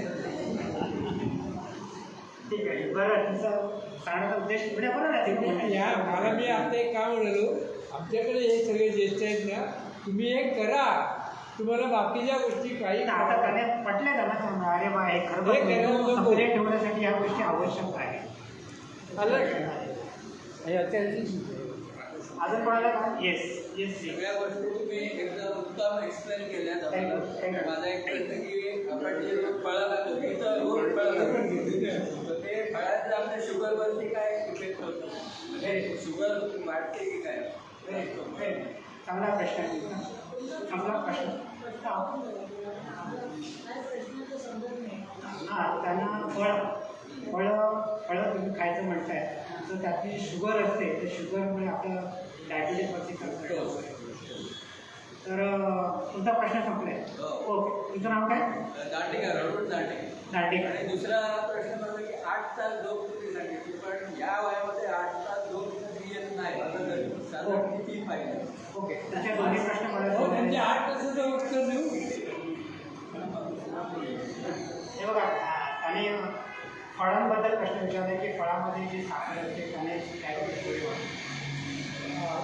शुगर जे म्हणतात आम्ही त्याला ग्लुकोज आणि फ्रुक्टोज असे त्याचे दोन प्रकार फळांमध्ये शुगर असते की फ्रुक्टोज शुगर असते तर त्याच्यामुळे डायबिटीजमध्ये विशेष काही फरक पडत नाही आणि तुम्ही काय फार तर एक फळ खाणार तुम्ही थोडे 4-4, 5-5 फळं खाणार त्यामुळे त्या शुगरचा तुमच्या शरीरावरती किंवा डायबिटीजवरती काही फरक नाही आता फळांचा विषय निघाला म्हणून सांगितलं आहे की फळं केव्हा खावी आणि कशी खावी अतिशय महत्त्वाचा प्रश्न आहे का मला मागच्या व्याख्यानामध्ये विचारले गेलं फळं हे रात्रीची खायची नाही तुम्ही सकाळी उठल्यानंतर ब्रेकफास्ट बरोबर किंवा ब्रेकफास्ट आणि लंचला लंच तुमचं वाढलं तर तुम्ही ते फळं खाऊ शकता पण रात्रीची फळं खायची नाही पहिली गोष्ट दुसरी गोष्ट फळांचं सॅलड करून अजिबात खायचं नाही कारण बरेच लोक सॅलड करतात त्याच्यामध्ये ते दूध टाकतात कंटेंट मिल्क टाकतात आणि फ्रूट सॅलड आपल्याला देतात कारण प्रत्येक फळाचा गुणधर्म हा वेगवेगळा असतो त्याचं वैशिष्ट्य वेगळं असतं तर तुम्ही सगळे एकत्र कॉकटेल केल्यानंतर त्याचा फायदा होण्याऐवजी तुमच्या पोटाला त्रास होण्याची शक्यता जास्त आहे त्यामुळे कॉकटेल किंवा ते फ्रूट सॅलड किंवा कॉकटेल अजिबात खायचं नाही हा झाला फळांचा प्रश्न आणखी काही टिपिकल प्रश्न मी तुम्हाला नंतर सांगणार आहे येस मॅडम प्लीज आपलं नाव काय सांगा ओके व्हेरी गुड सांगा प्रश्न रिपीट करा प्लीज त्यांचा प्रश्न असा आहे की हा अनुवंशिक आहे का हा आजार त्याला मी रोग म्हणणार नाही बरं हा रोग नाही हा आजार तर हा आजार अनुवंशिक आहे का मला सांगायला असं वाईट वाटतं आहे की हो हा अनुवंशिक आहे आपल्या DNA मधली 7 नंबरची साखळी त्याच्यामध्ये हा जर डिफेक्ट असेल तर माणसाला विस्मरणाचा त्रास होतो त्यामुळे तुमच्या प्रश्नाचं उत्तर तुम्हाला मिळालं आहे असं मला पुन्हा ते उत्तर रिपीट करायचं विचार नाही येस मॅडम प्लीज उरलेलं तेल आपण तळल्यावरती उरलेलं तेल टाकून द्यायचं का आणि कुठचं तेल वापरायचं युजली सॅच्युरेटेड फॅट्सबद्दल थोडंसं सांगायचं हे बघा वारंवार तळलेलं तेल त्याच्यामध्ये ना टॉक्सिन निर्माण होतं आणि ते टॉक्सिन आपल्या शरीराला अप्लाय करायला तुम्ही सांगितलं. दुकानामध्ये जे ते म्हणजे रस्त्यावरती जे करतात ते प्रॉफिट कमवायला असतात, त्यामुळे ते तेल ते कधी फेकूनच देत नाही, त्याच्यामुळे नवीन तेल ॲड करतात. पण आपण घरी कधी असा प्रकार करत नाही. आपल्याला अंदाज येतो की तो तेल काळसर झालं आहे, भरपूर त्याच्यामध्ये तळणं, आपण स्वतःहूनच तो त्याचा इतर उपयोगासाठी त्याचा वापर करतो. त्याच्यामुळे तुम्हीच ठरवायचं की या तेलाची येस. आता चित्रण मॅडमने असं उत्तर दिलं की तुम्ही इतर स्वयंपाकातल्या इतर गोष्टींसाठी ते वापरू शकता, पण तेच तेल तुम्ही ते तळण्यासाठी वापरू नका. ओके, तुमचं उत्तर मला मिळालं. तुमचं तेल कसं बदलून घ्यायचं? तेलामध्ये प्रकार तुम्ही शक्यतो एकच ब्रँडचं तेल नका ठेवू, अल्टर पाठवून बदलत. Yes madam please. आपण फिट राहायचा प्रयत्न करता, पण आता ह्या आजाराची सुरुवात जर समजा झाली तर ते कसं काय होईल असं म्हणून. हो, व्हेरी गुड, फार चांगलं. आपल्या आजाराची सुरुवात झालेली आहे, कसं का ओळखायचं ते राहायला तुम्ही म्हणता. आता मग तर तुमच्या सांगण्यामध्ये मी विसरलो की तुम्हाला विस्मरणाचा त्रास सुरू झाला ना की आपल्याला नक्की कळत नाही आपल्याला काय आता कुठे जाऊन तपासायचं. तर मोठ्या मोठ्या हॉस्पिटल्समध्ये सायकॅट्रिक डिपार्टमेंटमध्ये मेमरी क्लिनिक नावाची शाखा असते. त्या मेमरी क्लिनिकमध्ये जायचं. आता मला आता सारखं ते विचारता येतं, अरे माझं विस्मरणाचं प्रमाण वाढत चाललं आहे, मला ते तपासलं पाहिजे डॉक्टरकडे जाऊन. तर तुम्ही मेमरी क्लिनिकमध्ये जायचं. तर तिथे काय प्रश्नोत्तर होतात ना मी तुम्हाला थोडक्यात सांगतो. तिथे गेल्यानंतर हां या कसा तुमचं नाव काय आहे, तुम्हाला नाव सांगता आलं पाहिजे. बऱ्याचशा पेशंटना स्वतःचं नाव पण सांगता येतं, ते असं चेहऱ्याकडे बघून असतं डॉक्टर अंदाज येतो. बरं नाव सांगितलं तुम्ही. बरं आता मला सांगा महिन्याचे वर्षाचे 12 महिने असतात बरोबर, जानेवारी टू डिसेंबर. तुम्ही उलट्या क्रमाने म्हणून दाखवा मला, म्हणजे डिसेंबर, नोव्हेंबर, ऑक्टोबर. तर असा आजारी माणूस काय करतो, डिसेंबर, नोव्हेंबर, ऑगस्ट, जुलै, ऑगस्ट, बरोबर ठीक आहे. 12 महिने जाऊ दे. आठवड्याचे 7 दिवस शनिवार ते रविवार उलट्या क्रमाने म्हणून दाखवा. शनिवार, शुक्रवार, शनिवार, शुक्रवार, मंगळवार, कळत नाही. ओके ओके ठीक आहे. बरं तुम्ही काल कुठली भाजी खाल्ली ती सांगू शकता? हो काय डॉक्टर तुम्ही कठीण प्रश्न विचारता. कालची भाजी आपण ठीक. आता मला कळलं तुमचा विस्मरणाचा त्रास तुम्हाला सुरू झालेला आहे. फेब्रुवारी पाचशे रिमा त्या दुसऱ्या डॉक्टरकडे पाठवा. मग ते डॉक्टर त्याला मेंटल एक्सरसाइज देतात आणि हळूहळू त्याचा विस्मरणाच्या त्रासामध्ये थोडी सुधारणा बरा होत नाही बरं, तर थोडी सुधारणा. तर अशा वेळेला अशा मेमरी क्लिनिकमध्ये गेलात ना तर डॉक्टर तुम्हाला मार्गदर्शन करतील, एक्सरसाइज देतील. उदाहरणार्थ तुम्ही उजवा पोटावरना फिरवा आणि डावा डोक्याला फिरवा. मग थोड्या वेळाने तुम्ही डावा पोटांना फिरवा आणि उजवा डोक्याला. आजारी माणसाला सांगितलं असं पण उजवा डावा काळो काय कळतं, उजवा होत नाही. तर असा आजारी माणूस लगेच कळतो की त्याला उजवा आणि डावा हे पण कळतं. तर मला जेवढं हेच विसरतात. हो दॅट इज एक्सटेंडेड. तुम्हाला बोललं ना की त्याला आम्ही ADN म्हणतो की त्या माणसाला कळत नाही की जेवलो की नाही, कपडे घालताना कसे घालायचे, कपडे उलटे घातले काही कळत नाही. So that is a high stage of Alzheimer. अशा लोकांची सेवा करणं फार कठीण असतं. Yes please. जेवणाची आदर्श वेळ कुठली? हां जेवणाची आदर्श वेळ कुठली? सकाळची संध्याकाळी? Yes yes yes. ॲक्च्युली हा तुम्ही पाणी प्यावं, नंतर प्यावं पाणी.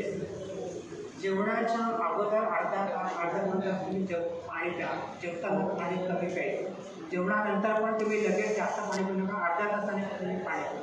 जेवताना तुम्ही फक्त घास ओल्यावर बोट्या बोटाने पाणी प्या, पण अति पाणी पिऊ नका. आणि आयडियल वेळ म्हणजे जेवल्यानंतर तुम्ही 2 तास हे लगेच झोपायचं नाही. 2 तासामध्ये ते अन्नाचं ते पचन झालं पाहिजे, मग तुम्ही झोपा. मग तुम्हाला ॲसिडिटीचा त्रास होणार. कारण काय दुपारची 12-12:30ची आयडियल वेळ आहे, रात्रीची 8-8:30 ही आयडियल वेळ आहे. 2 तासानंतर तुम्ही झोपायला जा, लगेच झोपायला जाऊ नका. Okay, any questions? माझ्याकडे yes yes please. In answer झालं आहे. मी बऱ्याच जणांवर बोलताना मला असं आढळलेलं आहे. आता अजित कदम आहे, अजित आठवतं, कदम आठवत नाही. कधी कधी कदम आठवतात, अजित आठवत नाही. असं बऱ्याच जणांच्या बाबतीत अर्ध आठवतं, म्हणजे 50% विस्मृती होते का? तुमचा प्रश्न चांगला आहे, पण असं संपूर्ण नावात माणूस विसरतो नॉर्मली मग अशा वेळेला तुम्ही जास्त मेंदूला ताण द्यायचा प्रयत्न करू नका. हळू संभाषण करता करता तुम्हाला आपोआप लिंक लागते आणि तुम्हाला जास्त नाव आठवतं. त्यामुळे जास्त स्ट्रेस पण ब्रेनवरती देऊ नका. मला बरेचसे लोक विचारतात की अहो ते नाव विसरतो आम्ही नेहमी सोसायटीमध्ये राहणारा, तर नाव लक्षात ठेवण्यासाठी काहीतरी आयडिया सांगा ना. तर हा ती पण आयडिया माझ्याकडे आहे. आता समजा तेंडुलकर नावाचा ग्रस्त आला आहे. आता हा तेंडुलकर आहे, तुम्ही पहिल्यांदाच भेटलेला आहात, तर त्याचं नाव तुम्हाला लक्षात ठेवायचं आहे. तर काय करायचं, कशाला गप्पा मारायचा आणि बोलताना मध्ये मध्ये शब्द वापरायचे.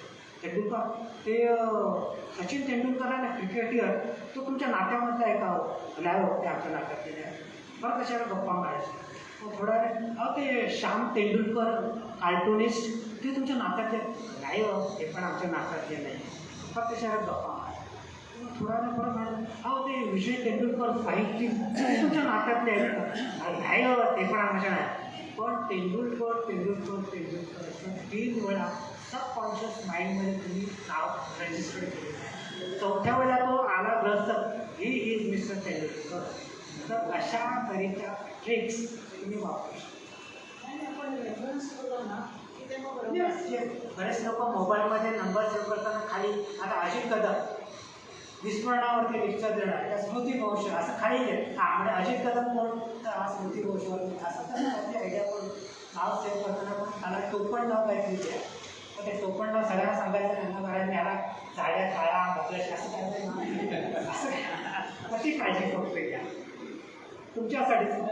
Yes please. आपण सांगितलं की 8 तास झोप आवश्यक आहे, पण नेहमी असा समज आहे की वय वाढतं त्याची झोप कमी होत जाते. तर हे खरं कारण आहे का? किंवा 8 तास झोप सतत राहण्यासाठी काय करायला पाहिजे? कारण माझ्या बाबतीत ते तसंच आहे, 8 तास मी कधीच झोपत नाही. कारण ते डॉक्टरांचे औषध घेणं त्याच्याने योग्य आहे का? नाही, झोपेसाठी औषध अजिबात घ्यायचं नाही.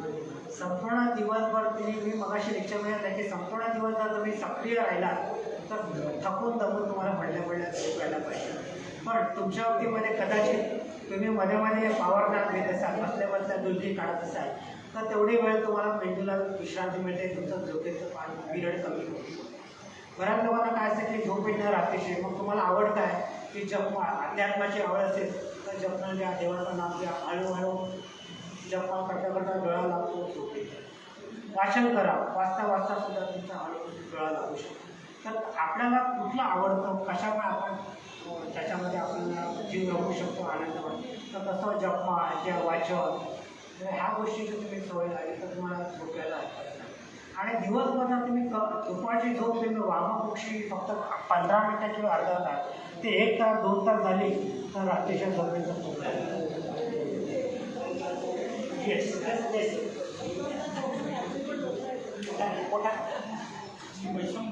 हां बोला वैशंपायन बोला सर बोला.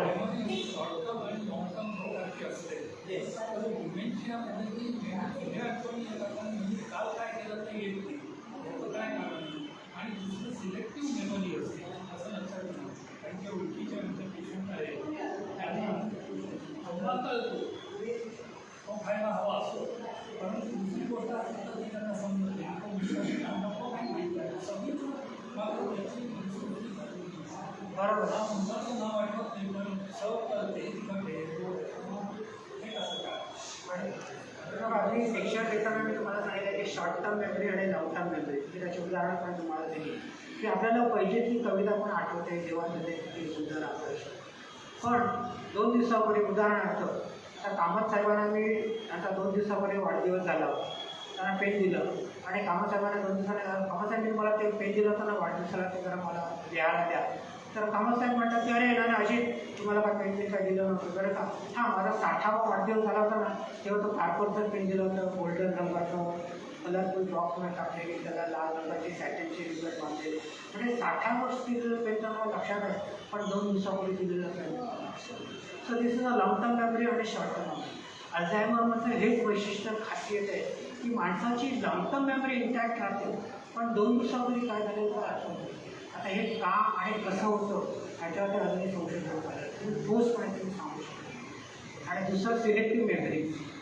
सिलेक्टिव्ह मेमरीमध्ये मी तुम्हाला सांगितलं की आयुष्यातल्या चांगल्या चांगल्या घटना तुम्ही लक्षात ठेवायला प्रयत्न करा.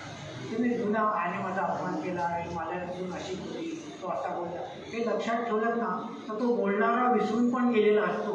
पण तुम्ही ते आठवण काढून काढून तुम्ही सतत मानसिक स्वास्थ्य गमावून बसता आणि तुमचे दिवसाचं पण खराब सुरुवात होते. त्यामुळे सिलेक्टिव्ह मेमरीमध्ये चांगल्या गोष्टी लक्षात ठेवण्याचा प्रयत्न करा, वाईट गोष्टी विसरायचा प्रयत्न करा. अपमान झाला तर फॉरगेट आणि फॉरगिव्ह हे करता तुम्ही वापरा असं मला तुम्हाला सल्ला आहे. आणखी कोणाला काय प्रश्न? येस.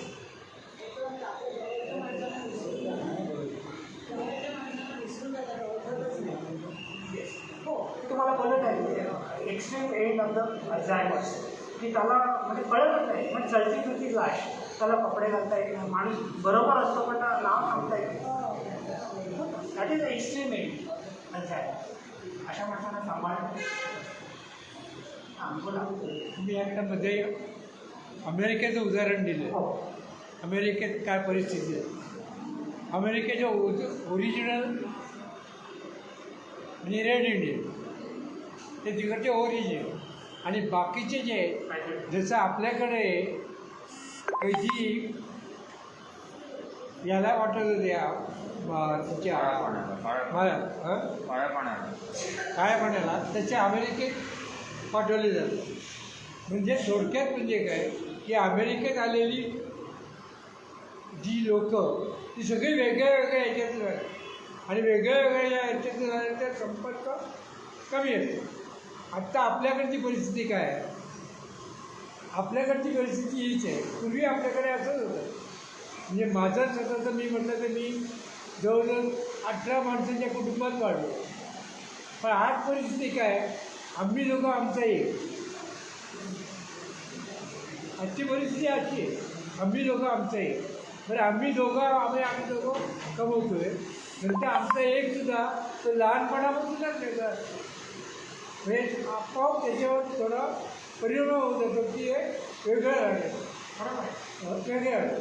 पुढे काय होतं शिक्षण लोकांना देतो सगळं करतो आणि मग तो म्हणतो मी बाहेर जाऊ का. मी का म्हणतो आमच्याच होतात तुमचं म्हणणं मसूरकर म्हणून एक महिला होत्या म्हणजे महानगरपालिकेत वरच्या अध्यक्ष. त्यांचा मुलगा ही अशीच परिस्थिती की ते मिस्टर मसूरकर तुमच्या ॲटोमीला ग्रॅज्युएट ऑफिसर आणि महानगरपालिकेमध्ये दोघेही वाढले. ती तिची आमची मेंबर होती आणि सांगायचं का मुलाला ते इंजिनियर मुलगा आणि मुलगी डॉक्टर प्रोफेसर झाली. पाटकर कॉलेजला आज ती प्रोफेसर आहे आणि मुलगा इंजिनिअरिंग झाला. आणि आईला म्हणलं आई मी बाहेर फिरायला जातो आपल्या शिकायला जातो. सर हल्ली म्हणतो आपल्या मुलं अरे करिअर आहे त्याला पाठव. मुलगा तिकडे जातो आणि तिकडे राहतो मग म्हणतो की थोडा एक्सपिरियन्स मिळावा म्हणून तो प्रयत्न करतो आणि मग कळतो घरी आई बाबा मला असं एक्सपिरियन्स मिळणार आहे मी ही नोकरी करू का. तुम्ही काय त्याला अनुभव मिळते करू दे. ते करत असताना त्याचा कुठेतरी तिकडे एका मुलीवरती प्रेम जमते किंवा काय वाटते तो जातो तिकडे त्यांची जाऊन मी त्याचं पुढचं उदाहरण पण करतो तुम्हाला की मग त्या ह्याच्यात तो काय करतो तिकडेच राहतो. लग्न होतात तिथेच राहतो. मुलं होतात तिथे राहतात आणि आईबाप तिथे कधीतरी ते मुलाकडे अरे मी जाऊन आलो रे 2 दिवस पण काय नाही. आज जे लोक तिकडे जातात म्हणजे माझ्या मानसिकतेत जवळजवळ 90% लोक असं म्हणतात अरे काय नाही तिकडे आम्ही जातो ना कैद्यासारखे राहतो. त्याचं म्हणण्याचा मला उद्देश कळला. आणि त्यांची इतकी परिस्थिती काय होते जेव्हा रात्र येते तेव्हा ते दोघंच नवरा बायको जवळ असतात. बोलणं काही नाही एकमेकावर समोर बसतात आणि खरोखर समजा जरी असं नाही म्हटलं तरी मनातल्या मनात घडत असतं. हो खरी गोष्ट आहे. आपण नंतर आल्यावरती बोलू. मी फक्त 2-3 महत्त्वाच्या प्रश्नांचे उत्तर तुम्हाला सांगतो. तुम्ही अतिशय चांगलं उदाहरण दिलेली आहे. बरेचसे लोकांनी मला विचारलं की स्पेशली बायका वर्ल्ड हेल्थ ऑर्गनायझेशन्सने असं आपल्या संशोधनात सिद्ध केलं आहे की बायकांना हा विस्मरणाचा आजार 60% असतो तर 40% पुरुषांना असतो. याचं पण कारण आहे. त्याचं कारण आपण नंतर बोलूया. त्याचं कारण काय म्हणजे की बायकांना मल्टीटास्किंग एकाच वेळेला 2-3 कामं करायची सवय आणि मेंदूवरती ताण येतो त्या मल्टीटास्किंग. उदाहरणार्थ मला एक उदाहरण देतो की बऱ्याचशा बायका कंप्लेंट करतात की आम्ही दूध तापत ठेवतो आणि ते ओतू जातो. तर हा विस्मरणाचा त्रास कसा कमी करायचा? तर हा विस्मरणाचा त्रास नाही बरं का. तुम्ही मल्टीटास्किंग काय दूध तापत ठेवला, मैत्रिणीचा फोन आला, तुम्ही फोनवरती गप्पा मारत बसता दूध ओतू जातं.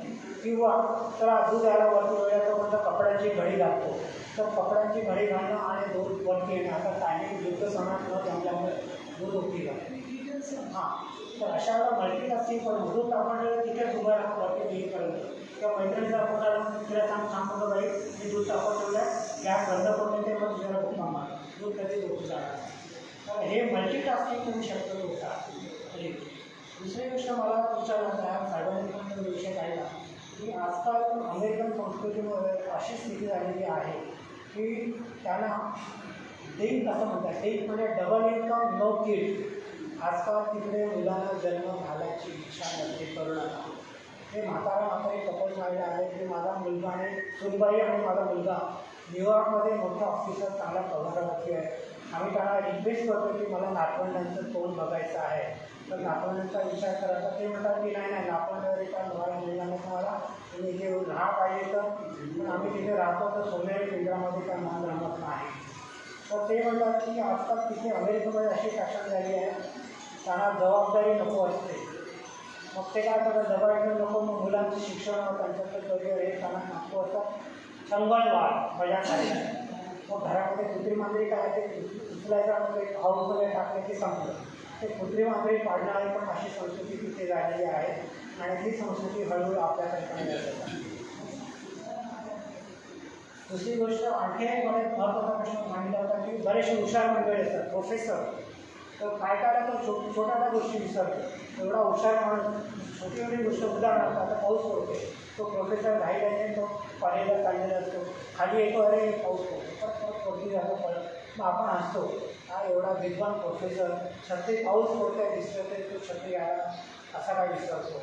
तर प्रोफेसरच्या डोक्यामध्ये काय विचार चालू असतात की मला कॉलेजमध्ये गेल्यानंतर मला इथे लेक्चर द्यायचं आहे नंतर सेमिनार आहे मग ते कॉन्फरन्स मला अटेंड करतं आणि मेंदूला अशी ऑर्डर दिली की प्रायोरिटीज त्याला स्टॅटिस्टिक आणि परमिटेशन कॉम्बिनेशन म्हणतो. प्रायोरिटी मला गेल्यानंतर ह्या गोष्टी मला करायच्या आहेत. छत्री ही त्याच्या दृष्टीने सेकंडरी असते त्यामुळे तो छत्री डोक्यामध्ये लक्षात ठेवत नाही त्यामुळे तो विसरतो आणि ते आणायला जातो. त्यामुळे प्रायोरिटी जसे तुम्ही ब्रेनला ऑर्डर देतात त्याप्रमाणे त्या प्रायोरिटीप्रमाणे त्या गोष्टी लक्षात त्यामुळे तो हुशार प्रोफेसर छोट्या गोष्टी विसरतो. ॲक्सेंट माइंडेड प्रोफेसर आपण चुकीचं आहे. मला वाटते माझे सगळे प्रश्न संपलेले आहेत. हां येस मल्टीटास्किंग तर त्यांचं असतंच हो. प्रत्येक गोष्ट वेगळी त्याचं रेकॉर्डिंग करायला आणि त्या बाहेरच्या समाजाला तोंड द्यायला लागतं वेगवेगळ्या पद्धतीने. त्याच्यामुळे आपल्या मोठ्या लोकांनी ज्येष्ठ लोकांनी मुलं आपल्याशी बोलत नाही त्याची तक्रार करू नये. त्यांनी बघावा पुन्हा वेळ आहे त्यांना दिसले तरी कामे आणि मग त्याला बरोबर तुम्ही असं करत राहिलं तर म्हणून आता ज्येष्ठांनी पण त्याला सांभाळण्याचं करतात. येस बरोबर आहे. या तुमच्या मनाशी पूर्ण सहमत आहे. त्याच्यामध्ये खाली सकाळचा वॉक केला सगळ्या सूर्यदाला तसंच मागे होता तो पण एक एक्झरसाईज झाले. येस सर जसं मी तुम्हाला वर्षाचे 12 महिने किंवा आठवड्याचे रिव्हर्स पण मेंदूला दिलेला व्यायाम आहे. त्यामुळे उलटं चालणं पण उलटं चालताना सांभाळणं तो जाण्याची शक्यता असतात. या भागामध्ये पडणं शक्यतो आहे त्यामुळे शक्यतो अशा गोष्टी करून ते येणे त्रास होण्याची शक्यता आहे.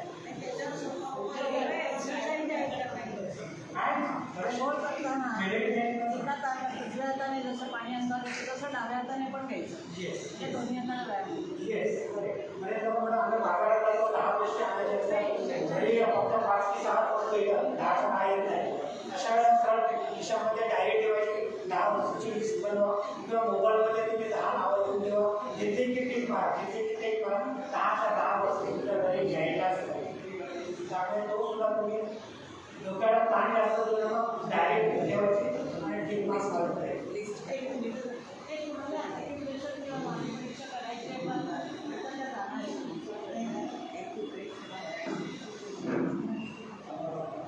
ते चालू करा. त्यांचे लाखो मेंबर्स आहेत. म्हणजे म्हणजे मी एक आर्टिकल वाचलं, त्याच्यामध्ये लिंकची संख्या इतकी वाढते आहे DIN इतकं एक नाट होत आहे. आणि स्पेशली तरुण मुलं. त्याच्यात एक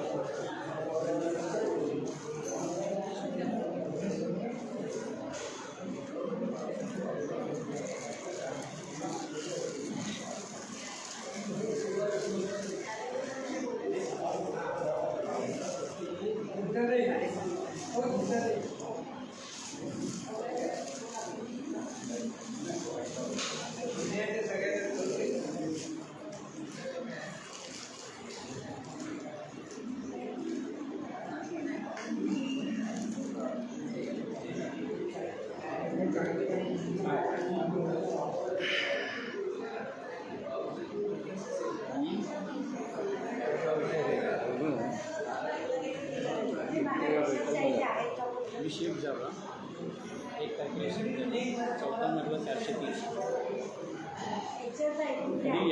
यू आर ऑलवेज मी सांगतो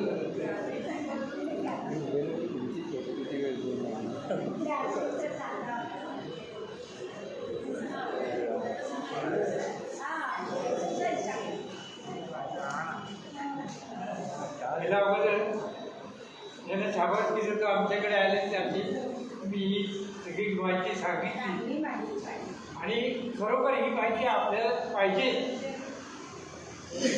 कशासाठी की आपली तब्येत व्यवस्थित राहायला पाहिजे तर तुम्हाला ही माहिती असायलाच पाहिजे. आपल्याकडे नाही महिला कमी मिळणार त्याचं आणखी एक कारण काय माहिती का, महिलांचं हृदय मोठं आहे. तर त्या विजयतांनी जेव्हा सृष्टी निर्माण केली पुरुषांची तेव्हा त्यांनी आधीच ओळखलं की यांना काम जास्त आहे. बघा तुम्ही प्रत्येक घरात तुम्ही बघा